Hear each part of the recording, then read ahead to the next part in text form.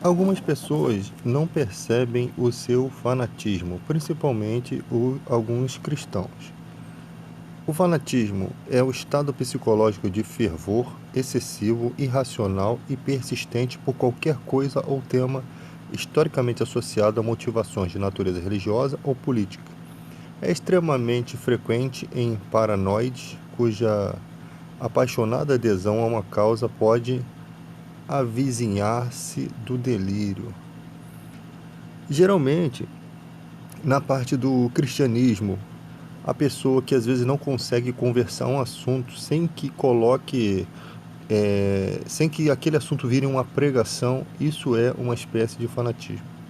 Pessoas que deixam de cuidar de sua família, da sua própria aparência, seu próprio aspecto, para somente viver em detrimento das pessoas ou da igreja, isso é uma espécie de fanatismo, traz muita canseira, desgaste físico e emocional, traz desequilíbrio mental e a pessoa às vezes não cuidou, porque você vive num mundo que as pessoas acreditam, se eu cuidar do próximo, Deus vai cuidar de mim, né?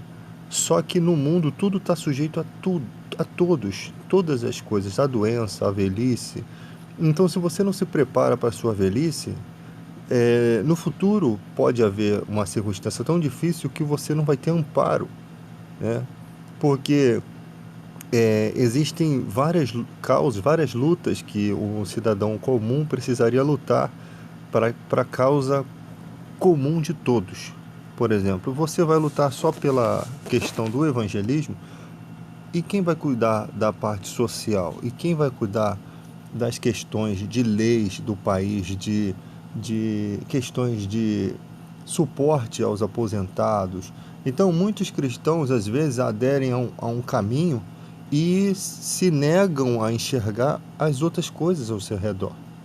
Então ela agregam por uma vereda. Eu sei que nenhum soldado de serviço se envolve em negócio dessa vida, mas você deve também dar um pouco de importância a certos assuntos, né? Porque senão você vai chegar no final da sua vida, vai perder muitos benefícios, muitas coisas que poderiam ter melhorado um pouco a sua vida, você acabou abrindo mão. Fora quando as pessoas se deixam enredar por outras, né? Principalmente pastores da igreja, pessoas que só vivem em função da igreja. Ela, ela acha que aquele esforço excessivo é algo que está agradando a Deus. Na verdade, Deus trabalha com equilíbrio, tá? Ele não vai desgastar você emocionalmente para poder suprir outras pessoas e deixar você destruído.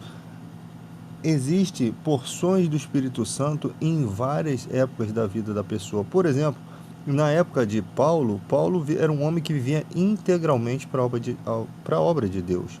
Ele não tinha preocupações com sua família, ele não tinha filhos, né, para se preocupar. E era uma época tão difícil que viver dessa forma como família era ruim. E por isso ele não negava o casamento às pessoas que andavam com ele. Ele permitia que se casasse, mas dizia, aconselhava, ó, é a época difícil, é a época de sofrimento, eu quis poupar vocês.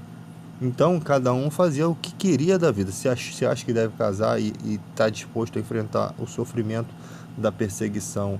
Porque você ser perseguido é uma coisa, você vivendo uma fé como a de Paulo. A sua família tendo que passar por isso já é outros 500, é um sofrimento muito maior. E imagina você numa fuga, você fugir sozinho, diferente de você fugir com a sua família. Você sabe que tem muita gente que faz um monte de coisa errada e ela não consegue fugir porque para ela fica com medo de matarem a família dela. Então ela prefere morrer do que a sua família ser morta. Então ela espera a morte vir na porta, ela se aceita ser ceifada. Isso acontece, né? Inúmeras vezes a gente vê isso na vida. Então, você imagina no cristianismo o cara ter que se despencar com toda a sua família, filhos na escola.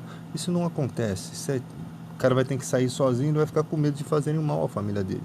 Então, no cristianismo, na perseguição cristã também. Então, o fanatismo, a pessoa pode estar fanática e nem se dá conta de que ela está fanática.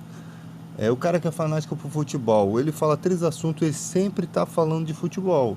Ele não consegue ter uma conversa, as conversas dele são alienadas. O cara que está no exército aprendendo, ele só fala de arma. Ele está num momento, ele está num delírio momentâneo, ele está num momento de fantoche, ele está é, é, é, é, modificado por aquele momento.